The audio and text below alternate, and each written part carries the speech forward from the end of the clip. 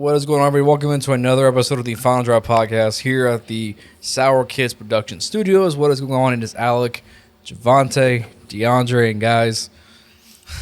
Last week we had the Davante Adams trade.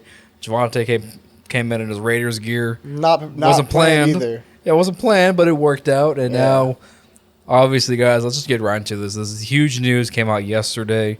Tyreek Hill, a Miami Dolphin, fins up, came out of nowhere. And, of course, coincidentally, we have a residential Dolphin fan. DeAndre, why don't you break down what was given up? What did the Dolphins give up to get Tyreek Hill? Oh, man, what did we give up? We gave up first-round pick this year, second-round pick this year, pretty sure fourth-round pick this year as well.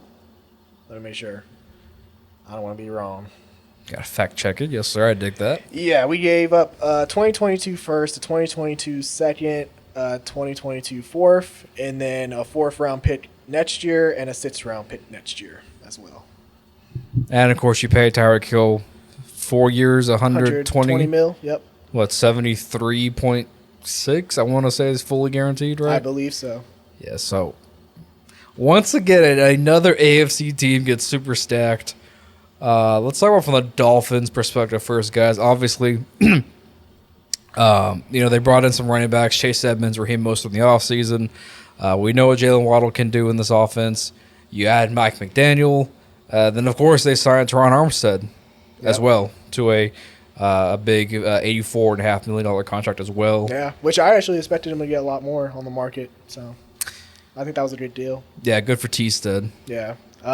Take care of him, please. That's my boy. I will. I got you. I'm going to say this, man. I owe Chris Greer an apology because a week ago, I was getting ready to cuss this motherfucker out. Like I was done, bro. I was like, why are all the big names leaving the market? We ain't signing no Trent Brown. We ain't signing I forgot who the other left tackle was that got picked up. Oh, Lau. We didn't pick up Lau Collins. Like, what the hell are we doing, man? We need to pick up offensive linemen. I was over here like the whole point of missing out on Deshaun Watson was because we had to build up the whole roster with all these other superstar players in free agency. And then people started disappearing off the board, and I was like, okay, yeah, fire Chris Greer. He got to go. But he just bought himself another 3 years in Miami based on what he did this week because this is amazing. This is an amazing haul for us. Going based off last week's signings, I thought they were good signings, underrated. They were very good impact, low-key impact players that fit Mike McDaniel's scheme moving forward. Cedric Wilson was a guy in Dallas that was buried on the depth chart, but when he did play, he had a lot of moments. He's a great route runner, and he's good at creating separation. Chase Edmonds brings a lot of burst at that running back position. So does Raheem Mostert as well. So I was impressed with what we were able to bring in, but we still needed that big fish. We needed that big acquisition to really, say that, oh, okay, Miami Dolphins made a statement this offseason. And we didn't make just one. We made two. And Tyreek Hill and Jalen Waddle, I don't think no one's ever seen or is going to see a faster receiving duo than those two on the field. So I'm excited. Yeah, has it been a crazier offseason? Has it been anything like this that we've seen? Like the NBA now I see. It's very entertaining. Guys forcing their way out, telling them they want to Russell Wilson, Davante Adams, Deshaun Watson, Ryan, Matt Ryan. Tyreek Hill. A lot of guys moving. It's just a bunch of superstars moving around. It's probably the most you've ever seen, honestly. And they're all moving to the AFC. Which is crazy, yeah. The NFC is relatively weak compared to the AFC, but Tom Brady knew what he was doing. He came back at the right time. And for the Chiefs, last week we talked about how this, with the move of Davante Adams, that's a pretty competitive division now between those four teams. And we saw last year at some points during these games, all three other teams, Chargers, Broncos, Raiders, gave the Chiefs fits. Yeah. So now take out Tyreek Hill, the Chiefs did get a haul for Tyreek Hill, make no mistake, and they got tons of cap relief clearing Tyreek Hill's contract. But how do you feel about the Chiefs right now? Are we still high on the Chiefs at this moment, or how are we feeling about them? I think we have to be. They're still scary. I ain't looking at them and saying they're done. Like, the haul they got, they still have Andy Reid. I look at it like this. Tyreek Hill, they found him late in the rounds. It ain't like he was a first-round draft pick. They found him late. They have a great scouting department. They do a great job with finding guys later on, finding the gyms. And Andy Reid's a guy, man, I think wherever you give him any kind of talent, he's going to find a way to make it work. You know what I mean? So I look at it, the Chiefs and all the picks and stuff they got, cap space, they're going to be able to make some moves, man. That defense needs a lot of work. They're going to be able to do that. They can still go get another receiver because it's a deep draft, a lot of positions. And you still have the best quarterback in the division. Of course, you have the best coach in the division. Probably the best quarterback in football. Probably the best duo in football right now. So they're definitely going to be scared. I don't think nobody should be sleeping on them saying like they're done. I think they're still going to be around. I think this is more of a retool than a rebuild. It's a retool. You know what I mean? It happened. So I think they're going to still be dangerous. We saw the move that they made today. Pick up your boy Marquez. So I think they'll be solid still. I don't think they're nobody to sleep on. Yeah, I agree. I think Andy Reid, just giving him the benefit of the doubt, he's still the best coach in that division. So that team is still going to be competitive. And like Javonte mentioned, like they have a lot of assets. And their scouting department is really good. I put it up there with a lot of teams as far as one of the best scouting departments in the league, along with Pittsburgh and I'm trying to think, but just in that general area. Mm-hmm.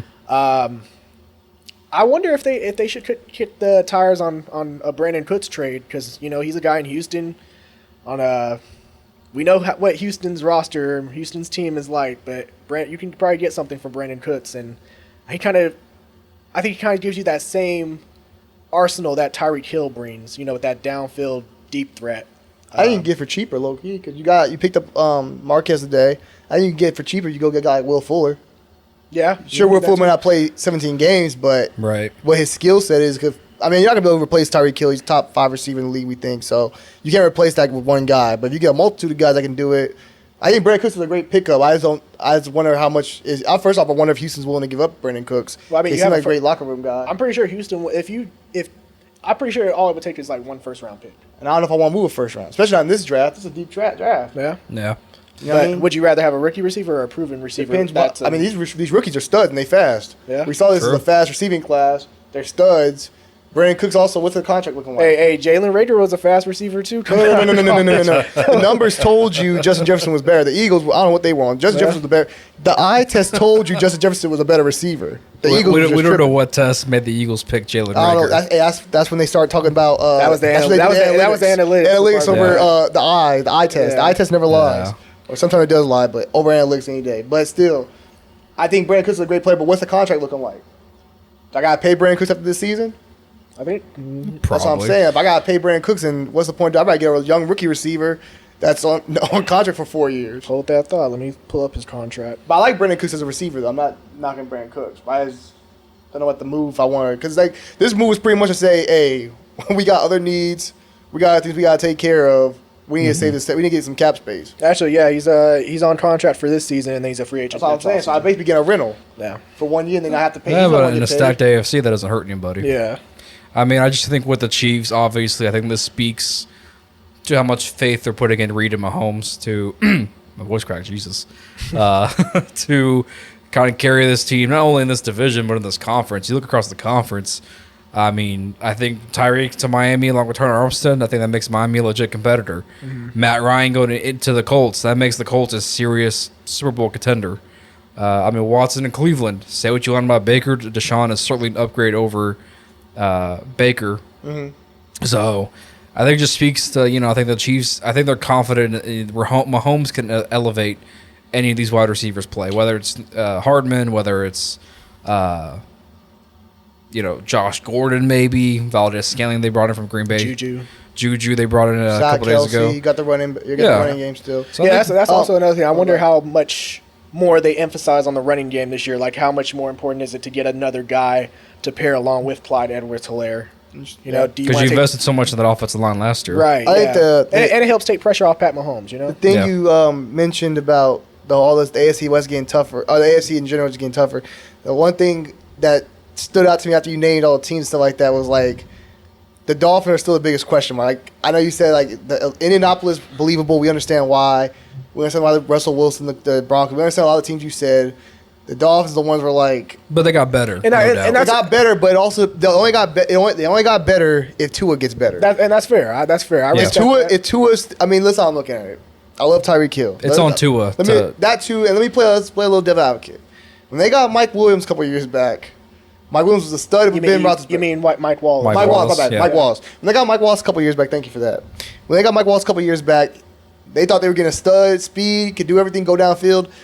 I like Tyreek Hill, but I wonder how much of Tyreek Hill looks better when you have a guy like Pat Mahomes who's a gunslinger and is going to give him all kind of opportunities. And that's another thing I want. That's like the thing I wonder about. Like, can Tyreek Hill be successful with a less talented quarterback? Well, I'll say this. And is he willing to? How much frustration will play in when Tua is not willing to take those deep balls? Like we all joke about Pat Mahomes. Like, hey, Tyreek down there somewhere, just throw it. I don't think Tua's gonna make throws like that. I think Tua's gonna play it safer. Well, here's my thing with Tyreek Hill. I don't think he'll ever have.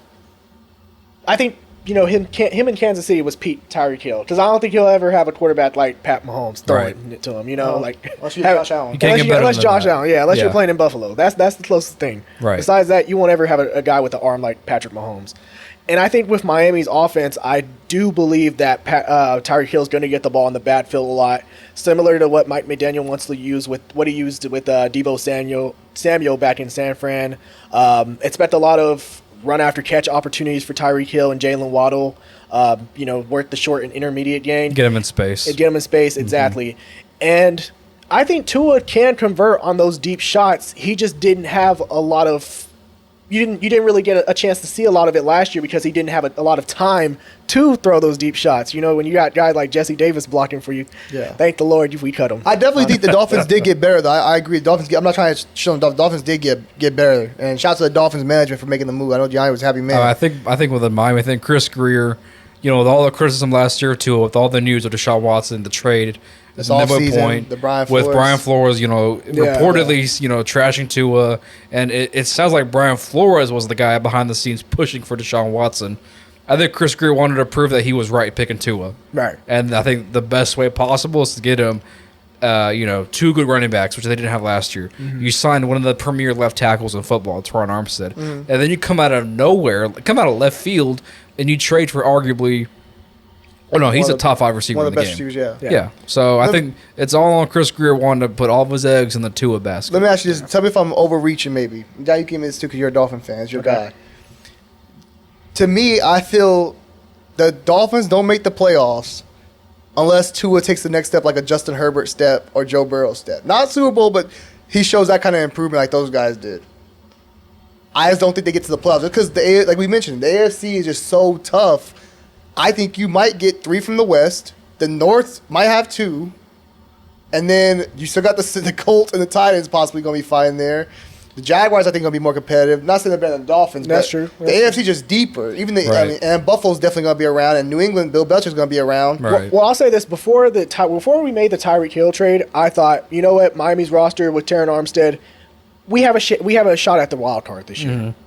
With Tyreek Hill now, I do believe that we actually do have a shot at the division title. And the AFC does it depend on Tua taking the next step like a Justin Herbert? Not to cut you off. I would say, I was agreeing. I would think if the Dolphins do take that next step and becoming a division champion and making a serious, being a serious threat in the playoffs, it comes down to can Tua take the next step. Right. And Miami has done everything on their part to surround him with weapons. Big fact. Exactly. So it's going to be on can Tua take the next step. That's how I look at it. I look at it like that's the only way they're making the playoffs. If Tua becomes a little bit better, they'd be a wild card team. I don't see them making the playoffs. But I think he has to make a major leap. Well, I don't know. Pro Bowl type quarterback. Hey, you look at that defense that they have. It could be just enough. In the average year, yes. But with how the AFC is now, what's stacked? You look at the AFC. There's at least 2 legit teams. I mean, at the minimum, there's 2 legit in every division. But what's good about it though is we have the AFC West. I'm saying the AFC West though. They're gonna beat each other up. Iron sharpens iron. Yeah, iron sharpens iron. They're gonna beat each other up. So we have to capitalize on that opportunity. They almost got 3. We almost got 3 last year. Correct. They're probably gonna get 3 this year. At least. Yes. Tennessee's gonna have the Colts and the Titans probably getting in, even though they beat each other up. Titans and Colts probably both getting in. Could be. Bengals. And the North, we got the Cincinnati, we got Cleveland, we got Baltimore, we got Pittsburgh. I kind of look at Baltimore as the out team out in all of this, to be honest. So I look at Pittsburgh more as the out team out. I didn't even count Pittsburgh. And I'll say this. Let's say Tua doesn't perform this year. And also, go ahead. We'll go with that. Go ahead. Okay, well, I was going to say, even about Baltimore. Yeah, even if Tua doesn't perform this year. Right. We still got 2 first-round draft picks. We could trade up, draft a quarterback. Shout out to Laramie Tunsil. Yes, I know. Gas Shout mask. out to Laramie Tunsil. Or, because depending on how this whole situation plays out, because Lamar Jackson, he still wants that contract from Baltimore. Right. And right now, negotiations are kind of hard, especially when Lamar Jackson is basically his own agent. Right. He's from South Florida. Stephen Ross has publicly stated that he liked Lamar Jackson coming out of Louisville. So if Lamar is available next offseason and Tua doesn't do enough this season for Miami, I can see them pulling the trigger and getting a guy like Lamar Jackson to come in. Change that 1 to an 8 on that jersey, right? Yes. See, this is the thing I'm looking. Okay, well, first of Baltimore. Baltimore was hurt last year and still had a decent record. I think they get healthy, But they'll be legit. They didn't surround Lamar And with they any made weapons. they made some moves on the defensive end. Yeah, but Lamar's got no receivers still. I mean, it depends how much you think old boy develops this year. Yeah. I mean, I really like Rashad Bateman. The problem is he played better with Tyler Huntley throwing him the ball than Lamar. Lamar wasn't sure. looking for him. Yikes. Well, I was about to go to you next. I was coming to you next. I was about to attack your ass next. So you all told me you trade up to go get Lamar Jackson, even though you said how his best receiver played better without him. Well, Rashad Bateman's not his best receiver. Marquise Brown was. Marquise Brown consistent. But that's the thing. Tyreek Hill is a better version of Marquise Brown. He's a speedster, except he catches most of his. I'm just looking at Lamar Jackson. Lamar Jackson don't don't throw outside the lines like that. And he likes to run. Lamar Jackson, I mean, I don't know if he fits would he even fit the scheme of what your coach wants to do? And what does Lamar like to do? He likes to work the middle of the field, the seams with his tight end, Mark Andrews. You don't see him doing that, the same thing with Mike Gesicki? Is Mike Gesicki coming back next year? I thought Potentially. You already told me he's franchise tag, but hey, he can come back. Does he fit the coach's scheme of what your coach wants to do?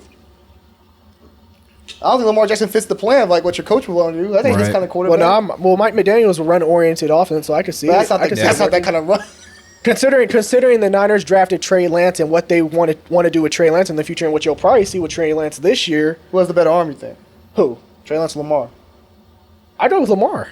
That's tough. But you haven't seen enough of Trey Lance to really I probably would say Lamar. Yeah. Okay, that's fine. Yeah.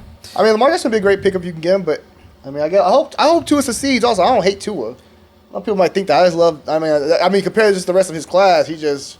Right. Like Baker Mayfield. I mean, to be the guy behind Burrow and Herbert, that's tough regardless. Yeah. But speaking of quarterbacks, some big quarterback news happened after our show last week as well. Jameis Winston? Not even Winston. There's Deshaun Watson. And boy, that was a whole thing in itself because I believe, up until the 11th hour at the 59th minute, 59th second, I was convinced that Deshaun Watson was going to be a Falcon. It looked like Atlanta had rolled out the carpet for him. Hometown kid. Kyle Pitts they had Mingos out there recruiting him.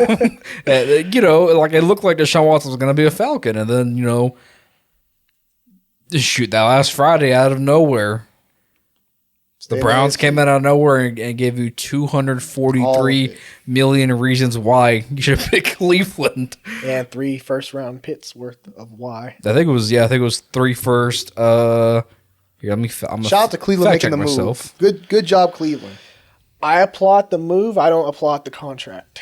I applaud the contract too. He's worth it. Nah, $200 million guaranteed. All of it guaranteed. What do you think? Okay, let me ask you this. Look, no one in the NFL gets that. Okay. Also, Pat Mahomes' contract was crazy when he got it. Is it all? But it's guaranteed? not fully guaranteed. No, but okay. But let's be honest. Also, it's spread out over 10 years. Let's be honest then. Justin Herbert, Joe Burrow. Who else is young quarterbacks?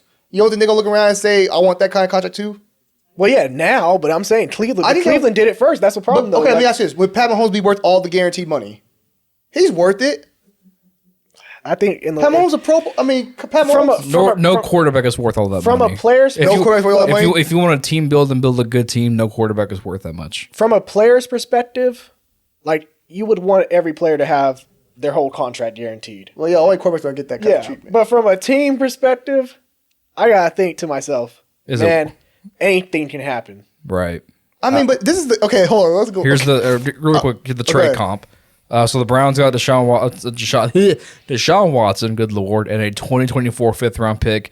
The Texans received a 2022 first-round pick, a 2023 first-round pick, a 2023 third-round pick, a 2024 first-round pick, and a 2024 4th-round pick. And I probably said all that, but in reality, Ken's probably going to go back and edit this and just put up the comp on the screen.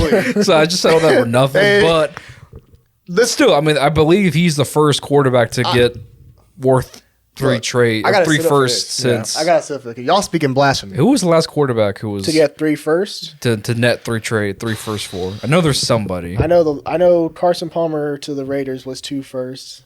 I think that was. I really feel like it's somebody else. God, I'm drawing a blank here. Well, what about RG? Was it RG3 when Washington traded up? That was like 3 firsts. Yeah, that was 3 firsts from the Rams. Yeah. Yeah, but I thought like trade for pro for pro. Oh, look, guys. I get y'all talking about this guaranteed money. This is the Cleveland Browns we are talking about. I mean, this team has had. Of course, the Browns would do it. They have to. This is a desperate franchise. They have no. They are. Let's be honest. This team has had a great quarterback since what? Bernie Kosar. They've had a great. Colt McCoy. no. A great Pro Bowl. No. They haven't had a legit Pro Bowl top tier quarterback since probably Bernie Kosar did. I mean, Derek Anderson had the 1 year in 07. Stop. Stop it. Derek Anderson had a Pro Bowl season in 07. If Derek Anderson went on the street right now, nobody knows. If that's the case, then I take Brian Hoyer's year before he got hurt. This is all I'm saying, bro. Like a team like this, God be desperate, take this kind of chance. Right. And it's for a guy we know is a star. Like Deshaun Watson's proven he's a stud. Now the legal stuff, you get that out the way. This is a stud player, man. You're getting a great player, and this is also, let's be honest. Guaranteed money for a quarterback is not that big of a deal. I know you said, "Oh, what can happen?" This is a quarterback friendly league. They barely touched the quarterback. Tom Brady's playing at 41. At what? 4 hours, Tom Brady? 45. Tom Brady's playing quarterback at 45 years old, putting up great numbers, all-time great numbers. Let me state this real quick. Deshaun Watson, his injury history, he hasn't got hurt recently, but you know when he was at Clemson, I think it was his ACL. freshman year.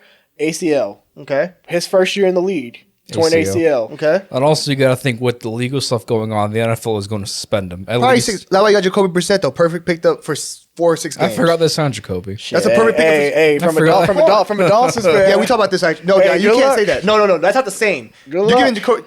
Back on this. This is not the same as the Dolphins. The Dolphins had no line, no running game. I'm literally giving Jacoby Brissett 2 running backs, a Pro Bowl stud running back, probably top 3 running back. You know what's funny though? And a great offensive line. You know what's funny because and a defense. You know what's funny though because whenever I bring up that excuse for Tua, you be like, "Oh man, that's not an excuse."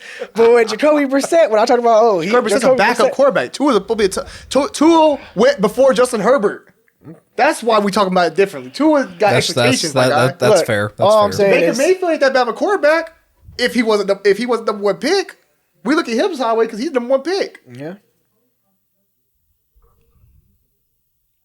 Kenneth found the trade. It was someone who went for 3 first round. Oh, I'm stupid. Herschel Walker. Oh, but I thought I know. I had a brain fart. So Watson is the first player in NFL history to be traded for 3 first round picks since Herschel Walker with the Cowboys and Vikings. That's what it was. Yeah. I had a brain fart. I'm sorry, Kenneth. I'm sorry thank you, Kenneth. You pulled it up. Thank you.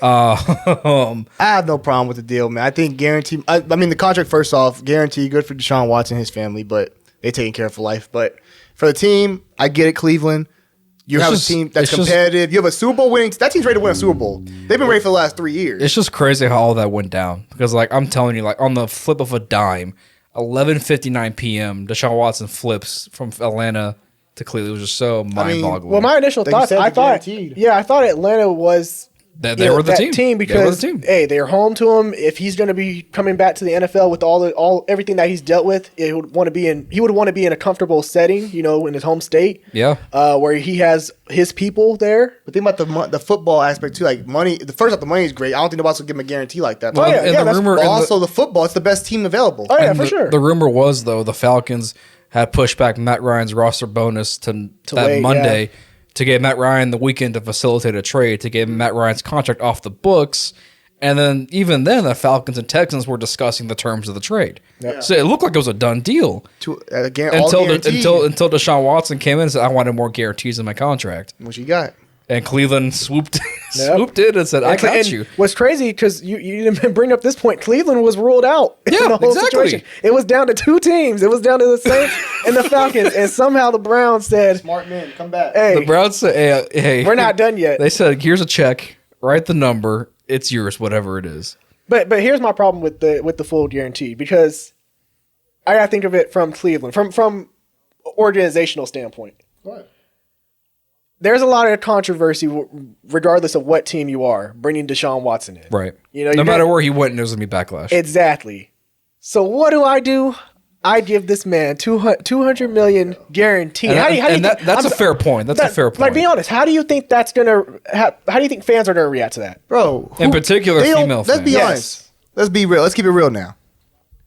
Winning solves everything. Nobody's gonna care about the situation after it gets all cleared up, right? After it's going through the legal thing, it's all cleared up. If the Browns win the Super Bowl this year, are we really? Who gonna look back and say, "Oh man, we were going through that"? Let's be honest. There will be some people. Some people. I mean, that's what they do with Mike Vick. Let's be honest. There's some people still like Mike Vick. No, but let's be honest. Winning cures everything. Let's be honest though. Ben Roethlisberger, people still trash Ben Roethlisberger. Yeah. I trash Ben Roethlisberger. There's always gonna be people who talk down on you. That's fine. I mean, either you're guilty, innocent. People always talk down on you. That's what it is. People just feel how they feel. But the point is, if he wins, that's the best deodorant. It's going to clean up a lot. A lot of people are going to care. You probably the small little people on Twitter, a couple people out there, but the majority of people are going to care if you're winning games. We give a pass. That's the NFL's all about. It's about. It's what the Browns showed. They want to win. Everybody wants to win. Anybody would make that deal. The Saints would have made the same deal. You can feel anybody type of way. Any team's going to make that deal if they can. They weren't going to pay Watson that money. I'll tell you that. Well, they want to pay him all again. The Saints weren't not going to pay him. Yeah, for sure. That But money. I'm saying though, you want to win. That's what I'm saying. But I don't think any other team would have gave him $200 million guaranteed. No, Cleveland was Cleveland. desperate. But that's what it comes down to. How desperate are you for the guy? Because when you think about it, you know, in the middle of all that, the Baker Mayfield thing happened, and it looked like Baker had said, well, let's be honest. "It was haunted." I mean, Baker had publicly said that he was done with the Browns. The Browns were in a bind for a quarterback. But okay, so why not try and throw the bag at the guy that you had talks with? But also throw in there. Also, let's be honest.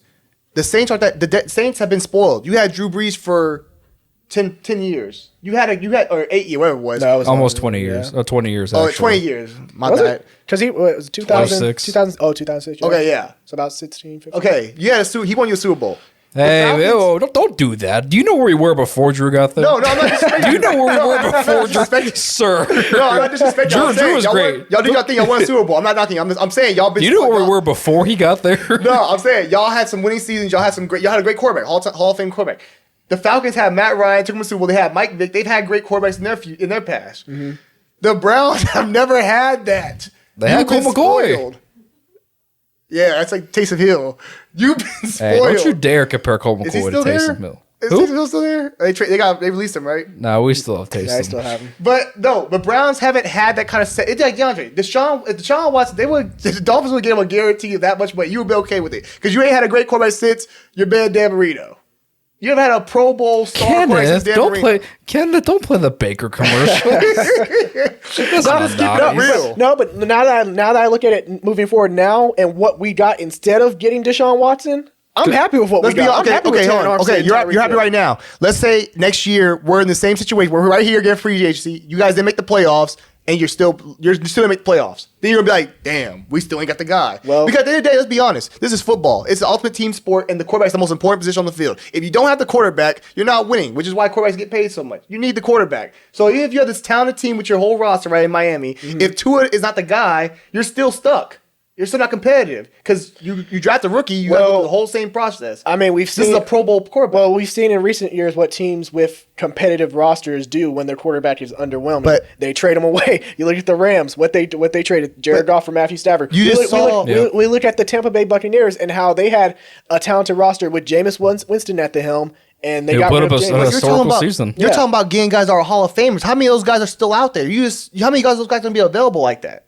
You never know. Hey, they always pop up. Did we think Matt Ryan? We knew Matt Ryan was gonna get traded. We've been saying. Did we? How many times we said Matt Ryan? It's time to move on from Matt Ryan. Did we? All right. What about the last 2 years? What about the year before? Did we think Matthew Stafford was actually going to get traded? We've been saying he did get out of Detroit. They both need a first start. No. It doesn't matter what we thought. Whether we thought he should get out. I thought Stafford and Ryan were going to die in Detroit and Atlanta. But we all agreed. But we all agreed they should.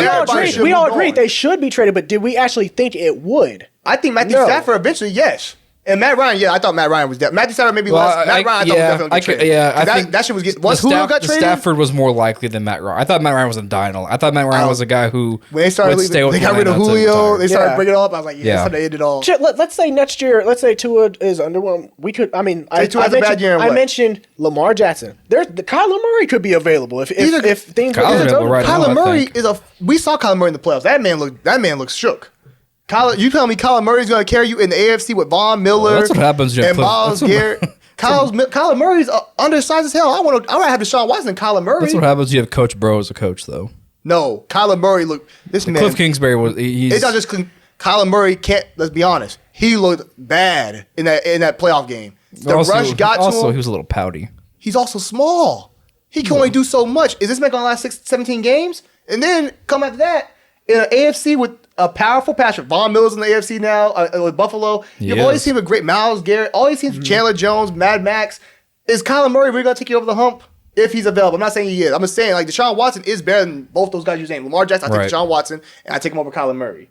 So you're basically getting still a downgrade. Yeah, we'll see. Deshaun Watson without the legal case top 5 We'll guy. see if next offseason can top this offseason. Oh, no. Really I don't quick, think can, bro. Really quick. Let's talk about Indy real quick with the Colts. Yeah. So they they trade a 3rd-round pick this year for Matt Ryan. It sucks for the Falcons because you lose the Watson sweepstakes, right? But in that process, you basically tarnish your relationship with Matt Ryan, and you're basically forced to trade him for whatever you can get. You think you tarnished the relationship?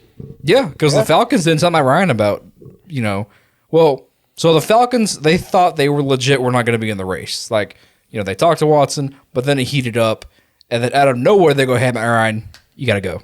Like, I think them pushing back that date the roster bonus, yeah. I mean, they sent to Indianapolis. That's a good place to send them. I mean, they did right by Matt Ryan. It was time to move on, though. I think Matt Ryan knew it was time to move on. It was a situation where Atlanta was kind of in a tough situation because they thought they had Watson secured, and then he did it, and now you're like, oh, Matt Ryan, hey, buddy. But sorry. I'm gonna say this. I think it was right to move on from Matt Ryan because it was just he was going to hold you back from rebuilding. Exactly. Like I don't think Matt Ryan would have been able to compete with this Falcons roster this year. That team is picking first overall next year. Yeah. Well, the Falcons are awful. We can't. I mean, I don't look at it like same with Baker Mayfield. This is a better quarterback. It ain't like Matt Ryan's getting. We're talking about trading you for Mark Sanchez.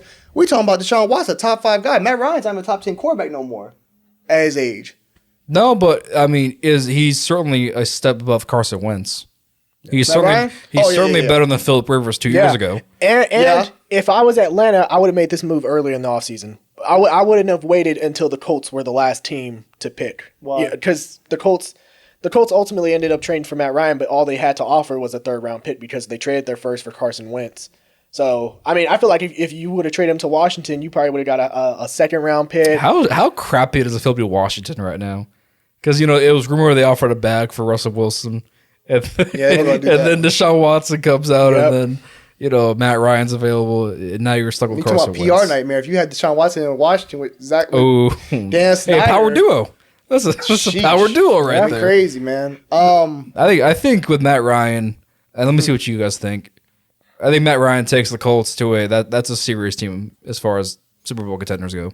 For sure. I still think they need a couple of receivers, but besides that, I think they're legit. They got great defense. They were great. They were good last year. The only thing held back was Carson Wentz's turnovers at the wrong time. Yep. And I think also, I'll just blame Carson Wentz. I think also part of it's his fault for sure. 85% is his fault. Mm-hmm. But also, I think lack of weapons out there can really get open was part of the problem. Also, T.Y. Hilton he's washed. Like, just call it what it is. He's banged up a lot. Yeah. So, I mean, I like Pittman and stuff like that, but I think they're going to be a lot better. I think they're definitely going to win the AFC South. I'll say this for the Colts, because before the Matt Ryan trade, Colts were my losers of the offseason. I thought them waiting to get a quarterback with Jimmy G going off the board. They were in on Jameis as well. They were in on Jameis. I felt like quarterbacks were falling off the board. They didn't have a high enough draft pick to get an impact quarterback. And then I saw all the tackles starting to get away. They still need a left tackle. I think Dwayne Brown would be a nice option for Indy. But I think them getting Matt Ryan obviously puts them still in the front runner to win the AFC South. They still got needs, a couple defensive needs. They need a left tackle. They need another receiver. Julio, baby. Julio, yeah, I would like to see that. Julio. I would like to see that. I think that's going to happen. Stuff up in the tank, though, bro. I'm not saying Julio is the definitive. But he doesn't have to be the guy. He doesn't have to be the guy in Indy. I would have tried. I don't know. For some reason, I would have tried to go get Robert Woods if I could have. That would have been. I would try to find a way to get Robert Woods in that. Yeah, there's no way you trade within division though, right? And No, I mean AFC South. Oh, and AFC. he was with the Rams. Yeah, I'm saying I would try. I know he's Tennessee now, but I would. Can I fix it in post? That's the kind of guy I would try to go get though. And you can still kick try to kick the tires and see what you have in Jarvis Landry. He's available. You can still try to get him. Do the Brandon Cooks move. Brandon Cooks. I mean, this is a very deep wide receiver. South, this so is a very deep happening, wide receiver class as well. Yes, and the Colts still have a third-round pick from Washington. So if a Yeah. receiver happened to fall in the third round, which is likely to happen considering how deep this class is, that's an impact player right there. Mm-hmm. So I could see that, drafting an impact receiver in the third round and signing a Julio Jones to pair with Michael Pittman. I think that's a good enough receiving core. I thought they should, like a guy like Allen Robinson would have been good too. It's just crazy that they couldn't get none of those kind of. I forgot the Rams signed. Yeah, Rams. Like, but I mean, Odell's gonna still be out there if you want to get Odell Beckham and bring him in. I think he has a chip on his shoulder, and I think he even tweeted like how he was a big fan. Yeah, he was a big fan of that. Yeah. I think that's a good. I think it was Darius Leonard or somebody had tweeted like, "Hey, come on, Yeah. come to." I mean, that would work. That would be great. Maybe the Colts. Did y'all see? Maybe the Colts are interested in Devontae Parker Did y'all see the DK tweet about like that fan tweet like, "Hey, come to Kansas City." DK like, "Nah." And to close the door, and then your man, new quarterback, Drew Lock came out and said, "Yeah, we good over here." So yeah, Drew Lock confident, bro. Drew Lock said, "I'm coming back." And he got his banner on his Did you see the report on Vic Fangio how he hated Drew Lock because he wore the sleeve and the visor? Come on, man. Come on, Vic. That's the epitome. Pretty soon, that's half the damn league. That is the epitome of Vic Fangio's coaching career. Oh man, is that he hates Drew Lock just because Drew Lock wants to be a fun guy. I mean. Bill Belichick does it, but Bill Belichick wins, so we don't mind it. Yeah, Vic Fangio didn't win. That's the difference. But no, I like the move for both teams. I think Atlanta gives them a chance to move on. And also, next year, I know y'all said how they get the number one pick. I mean, there's some good quarterbacks next year. I think we got your man, Bryce Love, or Bryce Young, my bad. CJ Stroud might be. Yeah. I don't know about them Ohio State boys. We'll see what Justin Fields look like. But yeah, CJ Stroud gonna be there. And, sacrifice for Bryce. Yeah, that rhymes. There's always a guy that pops out of nowhere also. So. I think also Calvin Ridley getting out for the season. I think that kind of threw him off. Like, oh, okay. I think they're probably going to trade Calvin Ridley. Imagine the crappy offseason the Falcons have had. Ridley comes out of nowhere and gets suspended, and then the whole Watson thing. Matt Ryan, they re-signed Cordell Patterson. They got that club up in there. Did you see what Cordell Patterson tweeted out after Matt Ryan got traded? No, I didn't see it. He tweeted out it was the gif of the kid from the Cam Newton commercial when he's warming up. And Cordell said, "Well." Yeah, my arm's ready. And I said, "Well, shit, you might have to have your arm ready next year." How do y'all feel about Marcus Mariota as the temporary guy in Atlanta? I mean, it makes sense because he was the guy that played with Arthur Smith at Tennessee. He was benched around that time too. Not the point. They moved on different time. I mean, for Marcus, I'm happy to see Mariota get on the shot. It just kind of sucks that regardless of how well he plays, he's going to be the bridge guy. Right. He will be replaced by a rookie in these next 2 years. So. And I'll say this because he shined in Oakland. I remember in Vegas. No, I'm not. He shined in Vegas when given the opportunity. He did. He was solid. I think he could be a good placeholder for Atlanta for sure. I think he has enough talent to, be solid, be a solid option. He has Kyle Pitts wins. That's what solid. Hey, solid for the franchise is 3 wins. We don't want no more than 3. Yeah, for sure. That's all. You talking about solid? Like, if 6, 7. If he wins too much, hey, don't worry. They gonna put Felipe Franks in. Don't worry. 3 wins. No, but what do y'all think of? Because we recently saw Malik Willis's pro day, and he looked really impressive. I think to me, QB1. Yeah, I think he's my QB1 in the draft. I think he's a top 10 selection. Just based on potential. I'm going to be the lone wolf here. QB1, Malik Willis. And we saw him in the Senior Bowl. I like the quarterback. We saw him in the Senior Bowl. He's from Atlanta, Georgia. What if the Falcons take Malik Willis? Atlanta's picking. What are they picking? They're picking top 10. I think it's too. If you take him top 10, you're setting that kid up for failure. Because you're bringing expectation. Let's be honest. I learned more about him over time because they talk more about him. I didn't know how bad his last year was when he played against some comp. The interception. But you also got to look at the talent from his team. Yeah, true, but great players look great regardless of who they're playing against. You're gonna look. Do they? Yeah. When you're great, you're gonna look great against whoever you're playing against. I'm just gonna put this out there. Josh Allen, his final numbers at Wyoming his last year, they weren't that impressive either. Josh Allen physically was gifted. You were like, oh, this guy. Yeah. And he took some time to develop also. as far as coordinating. Yeah, like that. that's my belief. I think But if you take him at 10, you're based. I mean, at 10, if I have Marcus Mariota on the roster, then Marcus Mariota is my starter for us a year. I'm not playing Malik Willis. look, I don't trip off pro days like that. But he looked. I mean, it looked cool. But I mean, look at this throw. I mean, there's Hey. the one big throw he makes he caught the one off the scramble off the scramble, and You ain't never gonna throw that in no game, though. It looks That cool, pass was though. just coming. It looks cool. Yeah, with no pads on. Here's my thing with Malik Willis. Put the pads on. See you make the It looks cool, Javon. Hey, I'm sure Sam Darnold's made those throws too. They look cool. You Sam. remember when Jamarcus Russell sat down and threw a Hey, ball Jamarcus 70 had talent. He had talent. He was just lazy as fuck. Like what series? Said I love the tape story with Jamarcus Oh, Russell. that's just hilarious. That's a legendary NFL moment right Go there. ahead, though. I'm not gonna cut you off. No, Go but ahead. here's my thing with Malik Willis, and I hope he does sit for a year because None of these quarterbacks are ready to play year one. for sure, None of them are. For I sure. think to me the best quarterback in this class. Well, I would say it's Pittsburgh's the quarterback at Pittsburgh. Kenny Pickett. Kenny Yeah, Pickett? I think Kenny Pickett's the best The quarterback. baby in this class. hands. See, he gives me he. I would take Kenny Pickett. I He's think a guy the who's going to quarterback get chosen. Who's going to get selected in the first round, but I believe he's a second round pick. I think he kind of gives me that Andy Dalton vibe. He broke all your man's records. He's probably the most pro But he's not- ready. but- yeah, he's pro ready. He's but pro ready, but He has the best floor, but the lowest ceiling. Okay, let's be honest. The If he highest goes, floor, it but the depends where he lowest goes. If he went to someone like Pittsburgh or one of those teams that's already kind of established, he'd be a decent quarterback, a starting quarterback. just sit behind and learn. Yeah, Yeah. I wouldn't throw him. No, in probably year for like, one. oh, well, he might be able to play right away. He could play. Depending on where you put him at. In Pittsburgh, you probably play him right away. if he competes with Trubisky. Yeah. Yeah. Yeah. But okay, back to your Malik Willis thing. Go Well, ahead. here's my thing with bad. Malik Willis, and I hope he sits because one, he's black, and this is the reason why. Because black quarterbacks in the NFL, they only get one Their opportunity. leash is much shorter. Yes, Yeah. their leash is much shorter. They only get one opportunity to start.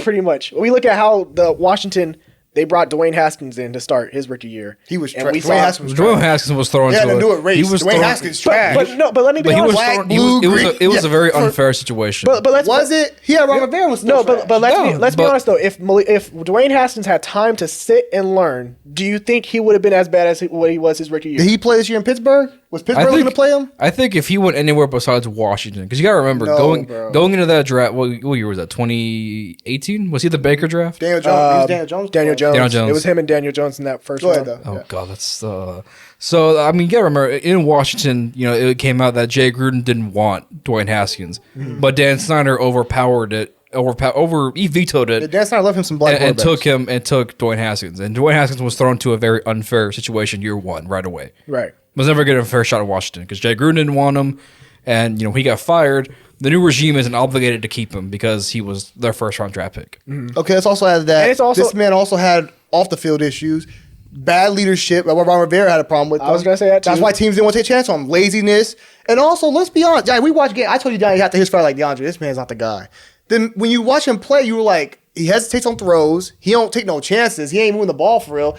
He just doing the bare minimum. And I told Johnny right away. I said, DeAndre, this guy's not the guy. He's not a franchise quarterback.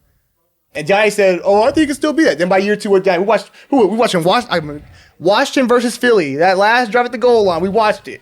And what we say? Yeah, Johnny agreed with me. Like, yeah, I don't know about Dwayne Haskins. He may not have been the guy, but he was still thrown in a very unfair situation. That's true, but I mean, look, that's how it works. Sometimes you get one shot. I mean, Josh Rosen got the same thing. He got the same But thing. that's what I'm trying to say is when you're a black QB, you only have one shot to start in the league. It's rare you get another shot if you're a first round pick. That ends up being your first stint at starting doesn't work out well. I think if you could play. Troy Robert Smith? Griffin got Troy Smith. Troy Smith's game didn't fit the NFL either at the time. Like Oh, nowadays, yeah. Troy Smith be a stud right now. Yeah. Robert Griffin got up at Cleveland after what happened in Washington, which But when you go 0-16, teams won't. Yeah. I mean, look, I hope this kid's amazing because I like the personality, I like the moxie, I like the arm. The He's arm's thick amazing. too. Anybody realize that? Yeah, he can run. He He definitely can. like a running back. Yeah. He's thick. He's definitely got the moxie and everything like that. The thing about Malik Thick. Willis, if you take him at top 10, you're putting him in a bad circumstance because let's be honest, at the end of the day, by week 8, week 9, week 10, depending, let's see Marcus Mariota playing like ass. Atlanta got 2 wins. People don't want to see the young guy. So you're gonna play him this first year. Let's be honest. How many quarterbacks really sit in their first year? I mean, Patrick Mahomes. He was It's playing. kinda- That was a good team. It's kind of crazy because I believe Mark Sanchez, he was on with, He talked about it. Yeah. I think with Coward. Kellen Clemens. Wasn't it him and who was it? Are you talking about the quarterbacks in that Jets locker room? No. Sat, He was doing an interview with, I want to say it was Colin Coward. Oh, okay. And Mark had said it's kind of funny because, before him and Stafford went in 09, the norm was rookies always sit a year to learn and develop. You don't throw them in the fire right away. Right. And then Mark Sanchez said that, it changed into 09 when him and Stafford came in the league because they were thrown in right away to play. But we knew Stafford was going to play right away. He didn't win number 1 overall. We knew he was going to play right away. That's how Detroit was. But I think also with the college offenses being more like similar to the NFL and how they run things, I think it's a little bit easier for these guys to adjust. Right. And I like Malik Willis. I just don't like him in the top 10. I think if you take him out top 10, I think you're... I think none of these quarterbacks are top 10. I mean, but at this point, what we're used to seeing in these NFL drafts, the overdraft for a and then quarterback. and that's why that's why we have these issues where we're like, okay, but I don't see Atlanta. I think Atlanta has so many needs. I think the quarterback should be the last thing you go get. They got so many needs they need on defense, offense. You're basically got to rebuild this whole thing from scratch. The only thing you gotta say is Kyle Pitts. you'll have Bryce Petty. Not Bryce Petty. Good lord. Bryce Young. Shout out to Bryce Petty. Have Baylor. Hope you're. Yeah, he's trash. Anyways, you'll have Bryce Young. You'll have Stroud coming out next year. You might have, like Donnie said, you might have Lamar Jackson. You never know. Yeah. So we'll just see in the free agent market as well. So. Atlanta. It just depends. All I'm saying is if Atlanta falls in love with this guy, then if there's teams that fall in love with this guy in the pre-draft process, right, you might as well draft him. The Giants, Daniel Jones. Yeah, you might as well draft him. If you believe that's your guy, take your guy. Yeah, although I will say if that's your guy, sit him for a year. Right. You have Marcus Mariota. Like if you're Atlanta, you have Marcus Mariota. He's a proven starter. He's had some success. That's how it worked, dog. Tyrod Taylor missed a couple games. Baker Mayfield started the rest of the season. But you better pray that Marcus Mariota doesn't miss any games. But still, by week 10, people gonna want to see him play. Maybe because I like the guy so much is because I know if he's thrown out early to the Wolves, to the Lions, the Wolves. And Neandre has a point. Yeah, he has a point in the sense of I think when it comes to the scouting process, the pro day process, all the questions that they ask players, I think the norm is, I think most GMs and coaches have a certain stereotype towards black quarterbacks because people will tell you quarterback is the most cerebral the most brain using. Yes. It requires a lot of brain power, and people have this stereotype of in the normal black quarterbacks aren't that intelligent enough to comprehend a full playbook. I think that's been broken down most of the way because you look at name your top 5 quarterbacks, probably 3 of them are black. So I think that's changed in some ways. But I get what y'all saying. It's definitely improved versus. We just don't want to see Malik Willis get a shit shot somewhere and then. But I think that's all your Daniel Jones. I don't think Daniel Jones will start nowhere else after he gets off the New York Giants. You never know because here's my thing though. But who's more likely to get a second chance at a starting job? You mentioned Robert Griffin. Robert Griffin is the rare, occurrence that I've seen. Yeah. Besides that, I've seen Mike Glennon get a second chance at a starting job. Right now we're about to see Mitchell Trubisky get a second chance. I guarantee you somebody will sign Daniel Jones when he's done. Mitchell Trubisky's also top 2 pick. Yeah, but I get what you're saying. But if you're a top 5 pick, you're probably gonna get an opportunity. If you're a top 5 pick, that's fair. Somebody's gonna give you a chance. Dwayne Haskins got no chance with Pittsburgh. He didn't get a chance to start, but yeah. Well, because Big Ben was there. Let's be honest. And honestly, let's be honest. Mike Tomlin probably didn't see enough to say that's my guy for next year. Hey, if you can start over Big Ben last year, something's wrong with you. That is true. But no, I agree with saying. I like the guy too. So I understand. So I hope he falls somewhere where everyone, the coach is on board, the GM's on board, everybody's on board with the guy, and think that's this guy. Because once you, like you said, if you love him, go with them. But you do know if you go with this guy, right, your job is tied to this guy. This guy will turn out to be right. Y'all both go out the door. Yeah. So, but I like Malik Willis. I like his personality. I think he has the moxie, like I said before, and I hope he succeeds, man. You love to see. He played at Apogee this year. He got hurt, but he played. Yeah. Really quick, so I know as fun as quarterback talk and all the trades that happened. Oh, did we even mention Carolina Panthers? How they're the biggest losers of this offseason. They were losers last year. They were losers. They were losers once Sam Darnold started playing better. They were losers. After the 3-0 start, they were losers. Right that Cowboy, they were losers. And then they brought back Cam Newton. It's like, oh. We knew they were losers. Hey, that's like Sam Darnold. I think he's out the league. I think Sam Darnold had his second opportunity. Yeah. Which he's another guy got a second opportunity. Yeah. Top 5 pick from USC. I was going to say. Boy go down. So we know the roster shakeups across the league. How about the world of announcing?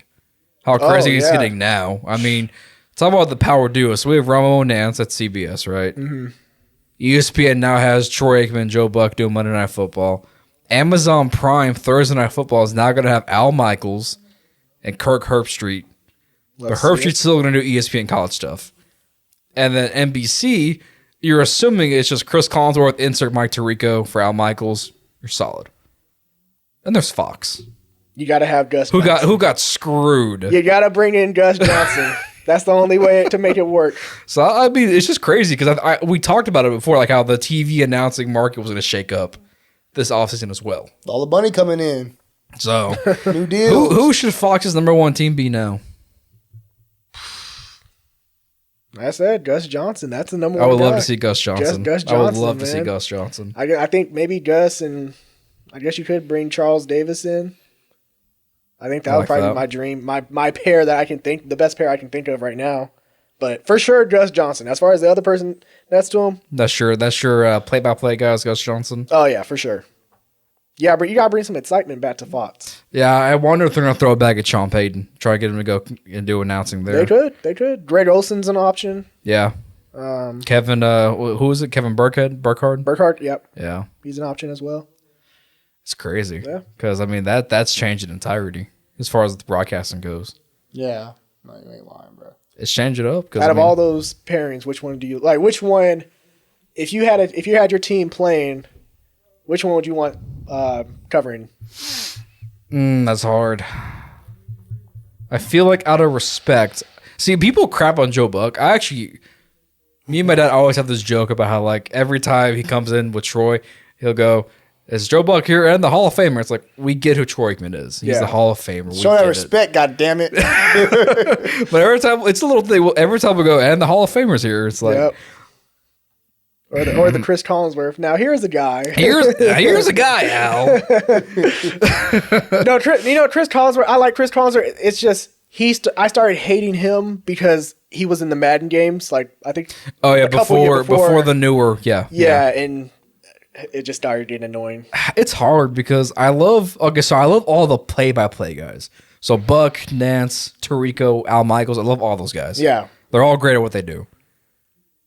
Troy Aikman, I don't like Troy Aikman. I'll be honest. I don't like Troy Aikman. Damn. I think he rides Tom Brady and Aaron Rodgers too much. And the Cowboys, which I get. Tony Romo, I like Romo. I do think he's a tad overrated. A tad, not a whole lot. When he first came in the game, he was popping. Yeah, he came out. But like nowadays, nowadays, it's like whenever I watch a Chief game, he goes, "Oh boy, Jim, here it comes." It's like, whoa. He's like, "Whoa, Jim." It's like It's kind of like because his first year, it's his prove it year. He's like, Right. I got a prove it deal. He's doing his best, y'all best hyped he up. can. Y'all say he was great. And then once we said he was great and he got that full ass contract, it was like, okay, now I can be myself. So, whoa, Jim. It's like no, it's always proven. Whenever there's a big play in a game, I feel like he grabs Jim Nance by the shoulder Right. and he just goes, "Whoa, Jim." So I do like Romo. Despite that, I love a little bit, but I do love Romo. and do you think Troy Aikman was low key like petty that the Dallas Cowboys? He didn't get to cover the Dallas Cowboys the playoff game? So that's why he was said like, that, didn't he? Was he? Did he actually? Because he did. Because they did what was it? Bucks Eagles, the walk. Yeah. They Yeah, did Bucks I think Joe Buck said it again. Coming up Sunday or whatever is the cow. And Troy said, "Oh, that'd be a fun game to call." It's like, that's Troy's out the door. So at that point, yeah, he knew. Troy said he ain't happy with the Fox executives. Yep. He said, "Y'all got me doing this game with Jalen Hurts." To answer your question, DeAndre, there's a long way around it. I always loved Mike Tirico and John Gruden on Monday Night Football, despite John Gruden being a racist. I used to love them together. On Monday night. ESPN ain't been the same since John Tirico. Gruden did fuck up, but he also got blackballed. The league blackballed that man. Yeah, man. They did him dirty. That's how you know the difference between who cashes the checks and who writes the checks. Yeah, Dan Snyder said, "Hey, John Gruden. That's the That's one who you name handle. we need." Yeah, he's the one. So There's only one of us going down. It's gonna be it's you. gonna be you, John goddamn it. Gruden. It's gonna be your You're the racist, not me. Yeah, exactly. So. No, I'm not gonna lie. I think the best one might be Michaels and Herbstreit. Michaels and Herbstreit. Because I think was it last year or 2 years ago when it was they had Herbstreit and Chris Fowler do the opening Monday Night Football game, the Steelers Giants. Yes, yeah. I like them together on Monday Night Football, and I think you pair Al Michaels' voice with Herb Street. I dig it. Okay.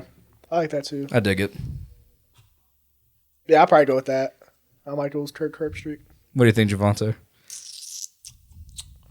The list. Damn, you were prepared. You're prepared for I that was shit. trying to think. You full thought into this. Whoa, Javante! I'll probably go with your start man, doing guy. that. The one you hate because he was on Madden. Oh, Chris Collinsworth? That's my guy, bro. Mike Tirico. So you don't do with that just because I spite him? No, I try to like him though. Okay. I like them. I like him too. I love Mike Tirico. I like Boogie too. Go show Boogie some love, bro. You mean Booger? Oh, hell no. Booger? Let's go on the sideline. Little thing. He was His cool. drone.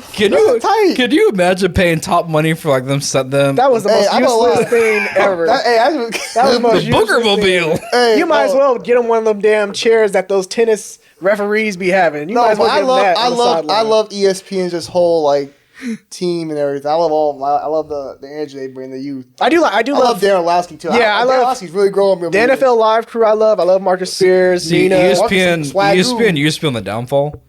I mean, they still are. Don't get me wrong. Yeah, But NFL Live is great. I didn't like the Monday Night Football crew. I liked Louis Riddick. Mm-hmm. I didn't care for Greasy and I like Randy Moss, bro. the pregame show. Oh yeah, the pregame. yeah. Pregame. Yeah, Adam Schefter's pregame cool show's having good. on there. Oh, I like Louis Riddick a lot. Yeah, Louis Riddick. Yeah, he's I didn't care for football. I think he eventually needs to get a GM job. Like he deserves. He interviewed with was it Pittsburgh, right? Yep. Yeah. Probably depends. I mean, he makes good checks that would be at- the team, right? Yeah. Hey, don't worry. Hey, Pittsburgh's the one team. Hey, I was low key. I was like, hey man, if Chris Greer don't get it done in Miami. Hey, Lewis, come on down. Pittsburgh's the one team that no matter what the NFL does wrong morally and ethically, the Steelers will be like, we support minorities. So you gotta love the We do. Pittsburgh. Yeah. we got you. So you gotta love Pittsburgh. Oh, okay, my bad. I had the giant putting the pressure Ooh, on me. Javante! I mean, put the pressure on me to answer my question, bro. I was trying to think. I was like, oh. No, but it's exciting to see how the market's gonna change up. I'm excited about it. I had something else in my thought. Another thought. I don't know. I had it. Lord knows where it went. It was something. I'm just throw it to you guys. It will come back. Dre and Jay. We had that deleted scene. I don't know if you want to talk about that or not, but Yeah. what direction y'all want to go? Take this away. Yeah, we can talk about deleted scene. So you know, if any of you guys know the Batman, I'm pretty sure I don't know who dropped it or who released it. I'm pretty sure Matt Reeves did. I don't think it was leaked or anything. But you can check it out. It's on He social dropped it media because Matt Reeves. Yeah. He tweeted So at Matt it, Reeves, yeah, it was and Matt so did Reeves. oh boy. Yeah, Matt Reeves, Barry Keaton, they dropped it, released it. There's a 5-minute clip of Batman talking to Barry Keaton's Joker, which is a deleted scene. And I love that's on YouTube already too. yeah, I know, right? Yeah, Like we did anybody can watch it. really. Yeah, we did a reaction to it. The problem was. Our reaction ended up being 20 minutes long because we were over here arguing back and forth about the Joker's new look, and so it's taking a while to upload. So it will be uploaded tonight, by the end of tonight for sure, on our channel. I like the Joker's look for this. Like he looks scary, he looks menacing. You know, if you lined up Heath Ledger, Jack Nicholson, and you know, I'll add Cesar Romero's Joker. You can add him in there and Barry Keaton's Joker. I'm gonna be terrified of this one right here. He almost looks like Jerome from Gotham's. Yeah. I can see that. Yeah. Like he reminds me of that one comic with Joker where he's holding up the face. What's that Batman series? Is it Death in the Family? No. I know what you're talking about. Yeah. Where he skinned his own face. Yeah. Yeah, I know what you're talking about. Yeah. He definitely looks like he has a lot of scars. And what Matt Reeves said about the smile, apparently that's a condition that he's had since birth. So, I don't know. I mean, I like it. It's intimidating. It's scary. The laugh is okay. It's not as loud. I didn't get to hear it as clearly because, like, you know, it's behind The glass. and everything. So it's not as loud as the others yet. So I got to really hear it to kind of compare it. I still think the best Joker laugh to me is Joaquin Phoenix. I really like his. Ha ha hee hee ha ha hoo hoo. Oh no, that's Heath Ledger. What you talking about? Now Harvey,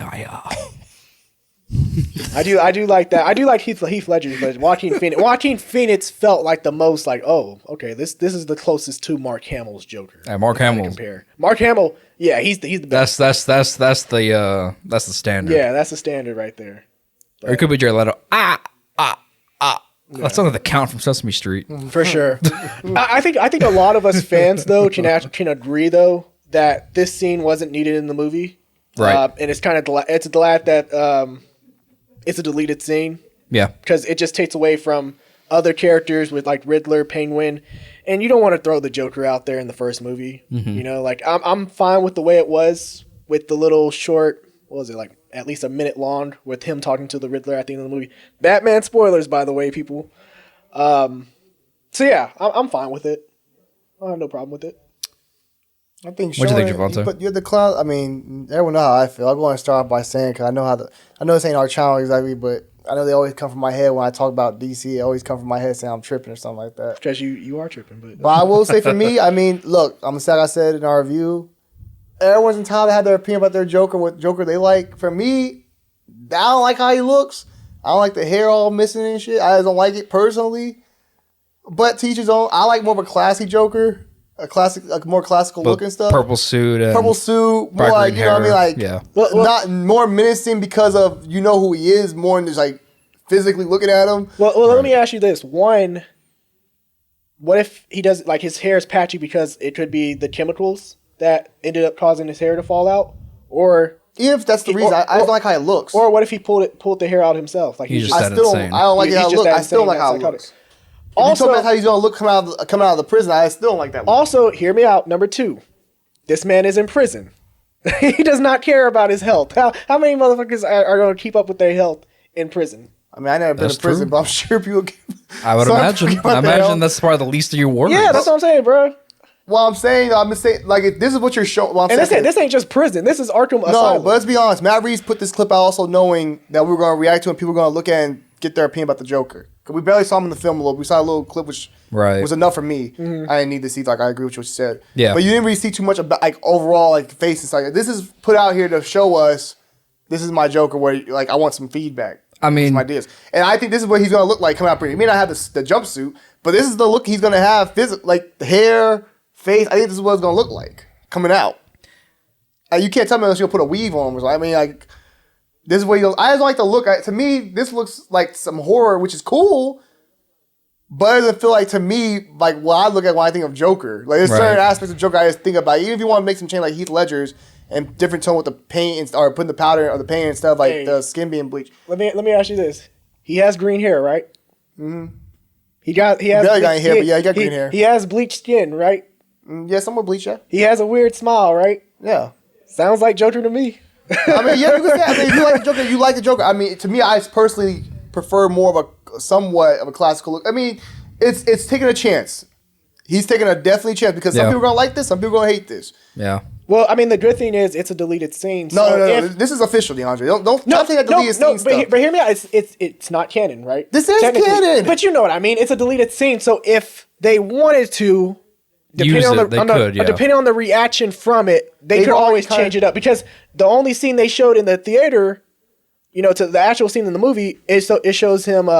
You don't get a clear look at him. I don't see Matt Reeves change because Matt Reeves, when he got the backlash about how the bat suit and how people weren't really liking the cowl, he's still stuck by what he liked. So I don't think this is gonna be like you said, to each his own, right? Yeah, to each his own at the end of the day. It just depends what kind of Joker you like. Everyone has a different take on Joker that they like and they prefer, especially fits look wise.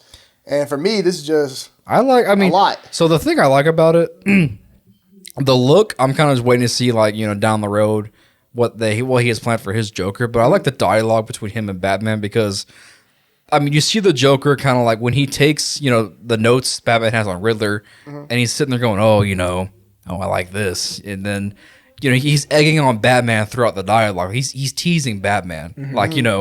Like, and the part that really gets me is like when he says, he's like you, but he's righteous with it. And then you see Batman get pissed off because Batman swears he's not like these criminals.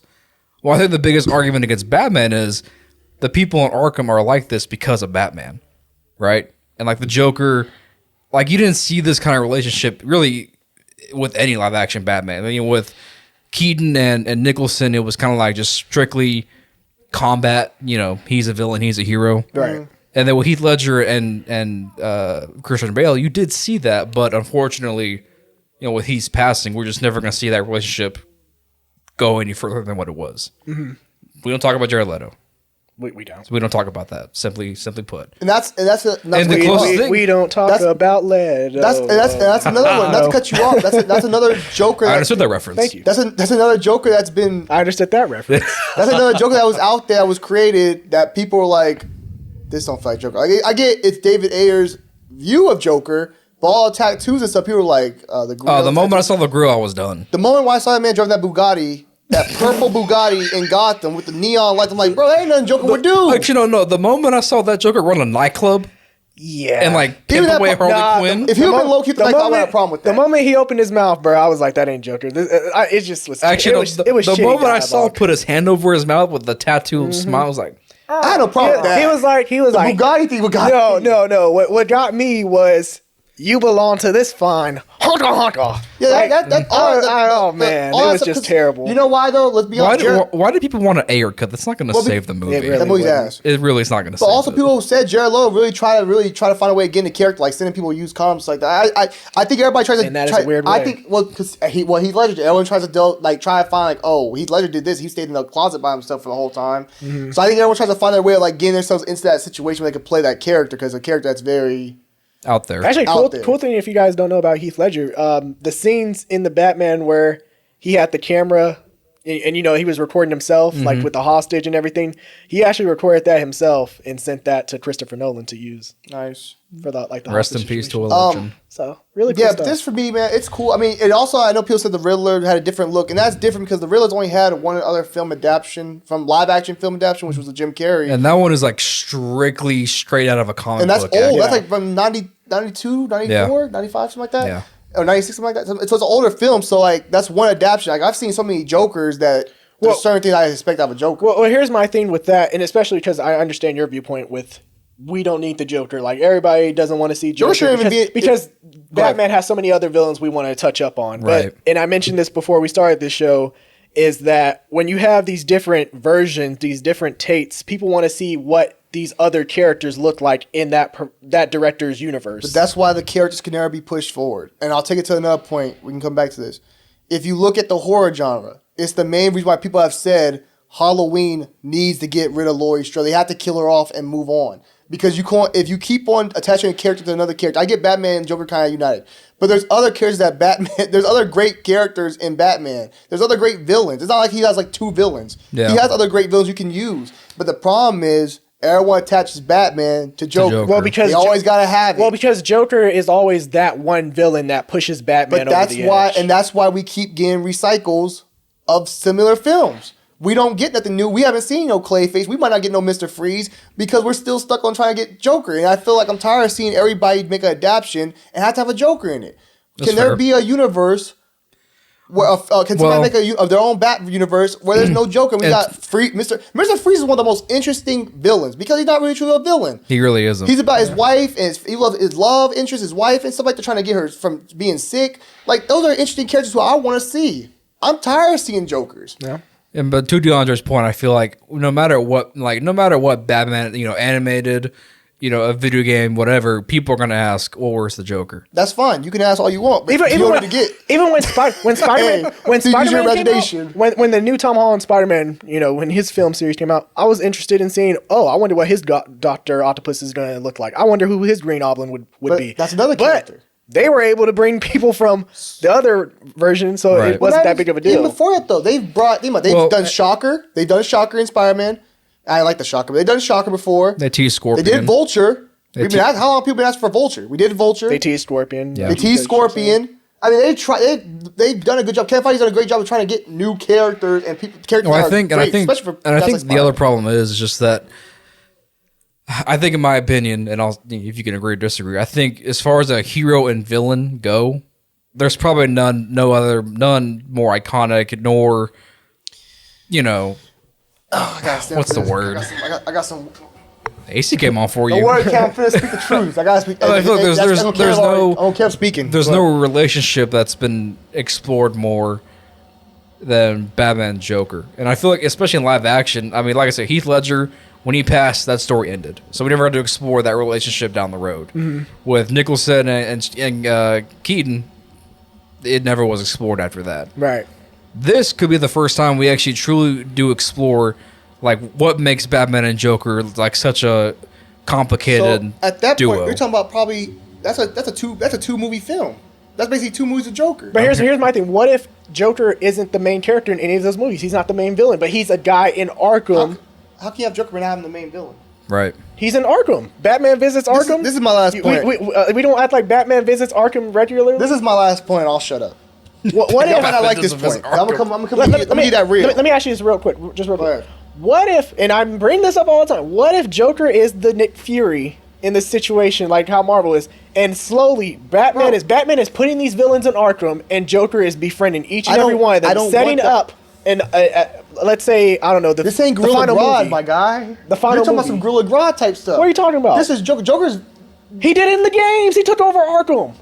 That's Arkham Asylum. So now you tell me for the third movie you want Arkham film. What, Where Robert Pattinson Batman. I would actually. Find his way. I would want No. You telling me you wouldn't want to watch a Arkham full set Arkham movie with Robert Pattinson Batman? I would. Yes, I would. I would. You'd be crazy not to. Kenneth, would you? I want a Batman film. Just there's a whole Batman movie about Batman. No Bruce Wayne, just straight Batman all night. In Arkham? Hell yeah. Yeah. Beat up on them criminally insane Y'all folk. gonna hate me right quick. Hey, get the security raid. My nigga come save my ass. I'm gonna keep it real. This is the problem with DC and this whole damn DC shit. It's all recycled. They don't try shit new. We still doing Batman. We still doing Joker. What is the new hold shit? on. Hold on. You shut up. My turn. Oh, okay, go ahead. You shut up. Go ahead. I'm gonna let you have your When moment. you look at Marvel, they're doing new shit. Even though some of that shit fails, they're doing the Miss Marvel. They've done Eternals. They've tried to open up the variety of all the comics and try to do different things and different stories that are new that we haven't heard before. Black Panther, any of those stories. DC, they go back to their bread and butter every time. Oh, we haven't had no success? Back to Batman. Well, because they can't build. He's gonna sell. They can't build, and it's on Warner Brothers, so they can't build continuity. It's not just Warner Brothers. They know Batman's our biggest seller. We all agree Batman's the biggest thing over in DC. Batman's the guy. For sure. Right. Which, I mean, they need to get some Superman shit on there. But Batman's their biggest guy. I knew it. Batman's Man of Steel 2. I'm just saying, Batman's the biggest guy, which is why Batman gets so much treatment. Think about it. Which is why characters like Green Lantern have been misused and not have no love. Superman. Well, Martian Manhunter. hold on. I would like to say this because Zack Snyder was going to put Green Lantern in his damn movie. Warner Brothers, however, said that Warner Brothers said no. You can't use them because we're gonna do that Green Lantern. Hold on. Let me finish. They were gonna do that Green Lantern Corps TV show. How is that Green Lantern TV show? No. Corps? I haven't heard shit about it. And hold on. I just want to add this. You talked about recycled. Y'all recycle the same. Y'all recycle the same damn. Hold on. Let me finish. Bro, how you gonna point? Let me finish. Go ahead. Y'all recycle the same damn movie posters every fucking time. Okay. Every single damn time. The phase is the same. I'm getting tired of that shit. Style for the phase. Okay. It's not even Marvel movies anymore. Hold on. Before you go back, let's go back to your first point you brought up.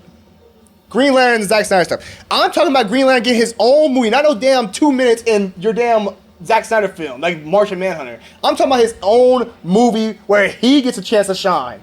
I'm not talking about that damn team up shit. That's what we're on 2 different levels, my guy. We gotta start speaking the same level. Now, about the posters. They're all the same because Phase 4, I get that. The posters can be whack. I get that. Spider-Man especially, his posters were kind of bad at first. I give you that. But at least Marvel will try things. Even though all that stuff doesn't fail. We can say Thor, Dark World's bad. We can say some of these Eternals ain't the best movie ever. You can say what you want about Captain Marvel or Black Widow. They at least try to do different things and give different variety and different characters that everyone can have. We literally have DC with the same shit. Batman. Have you seen anything other than Batman? Flash got pushed back once again. Black Adam. You know what? Guess who's in the Flash? Batman. He and Batman. Hey, how they sell you? Oh, we'll sell you. Batman. How we gonna sell you? Oh, we got you. Hey. Bring back the classic. Bring back the nostalgia. All I'm gonna say is this. Javante. We tried. Yeah, don't do your Hold on. That's Hold on. We tried. We gave you a good ass Superman movie, but y'all motherfuckers want to hate on it. Man of Steel was a good ass movie. That's not. But y'all want to hate on it. Warner Brothers said this shit don't sell like Batman do. It's we Batman. not making money. But that's that's such bullshit. Because here's my thing: people want to say Man of Steel was a box office bomb or a box office failure. Compare that shit to what Batman Begins made. We're not just as far as their first solo you're movies. talking about movie. They made the exact same. Hold on, you're just talking about movie. Think about merch, toys, all that stuff got going there. Batman's selling that. How much did Iron Man? Look at Iron Man. Iron Man made the same amount as Man of Steel, its first movie. And Iron Man's a little different time back then. hold on, perfect example. But who's the bigger character? Iron Man or Superman? It's not a question. Superman's way more popular than Iron Man. Yeah. So that's my point.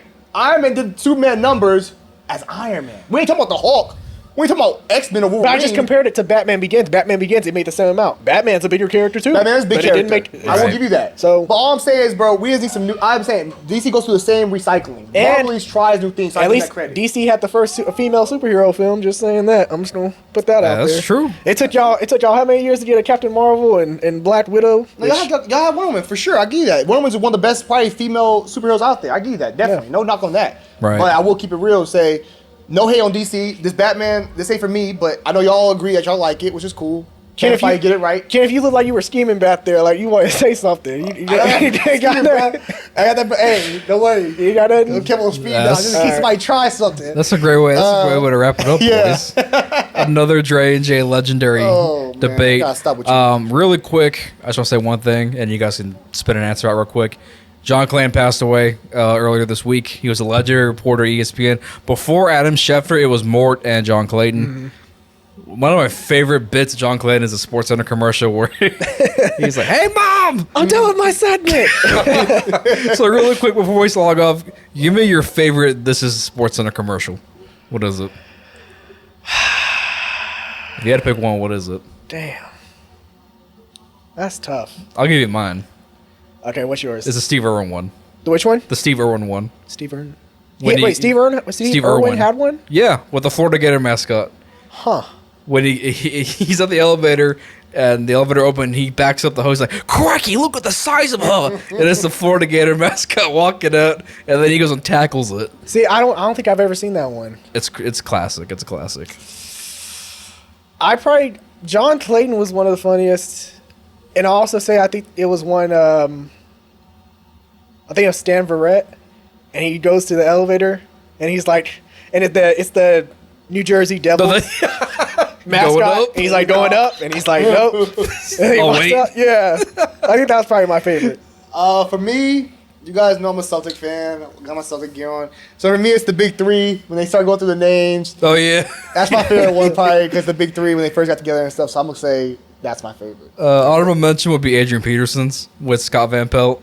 Keyshawn got a good one too. Keyshawn Johnson. With Kobe? Too. Yeah, that was a good one too. I got some good ones. I like or the LeBron where what's his name took his chair. Oh yeah, that's some good ones, man. They used to. I don't know why they don't do that no more. They need to bring some of that stuff back and like do more of those. Yeah. But rest in peace, man. 'Cause I grew up on that. John Clayton, that was the dude. It was crazy. Like when you see, it's like, damn. It was actually crazy. I didn't even know he was off ESPN for several years. He took care of his wife, right? Yeah.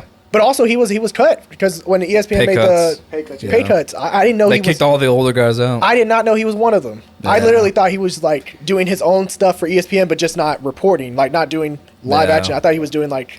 Who do you think make? Before we get off, I know it's a quick question. Who do you think made more money, Adam Schefter or Woj? Who do you think making more money over at ESPN? Schefter. The NFL's too big. It's Schefter. You think Schefter? Schefter. I think Schefter. So I think it's Woj because Woj breaks shit like off season, in season. He's always breaking something. That's what I'm saying. Like Schefter's more like. When the season's going, ain't as much like news. I mean, I guess I don't know. I mean, I see Schefter. Schefter's more on like Schefter's doing NFL Countdown. He's doing NFL Live. So I think free agency. Woj has to compete with Shams. Also, I don't think Schefter really has no competition. Like I mean, Ian Rappaport, but that's like I mean, I consider him a step below Chef. But right. I enjoy all of them. So kids, go home, put on a montage of them. This is SportsCenter commercials. You'll laugh your pants off. I guarantee it. Great stuff. That's going to wrap things up today, folks. This is Fun on Drive. Follow us on Instagram, TikTok, Facebook, wherever. This episode will be available on Spotify and Apple as a podcast, as well as a video on YouTube. And that's going to wrap things up, folks. Stay safe, take care. We'll see y'all next week. Appreciate the love, guys. Fins up. We're not doing that. Yes, Stop yes, we calling. are. Hey, Cheetah and Penguin.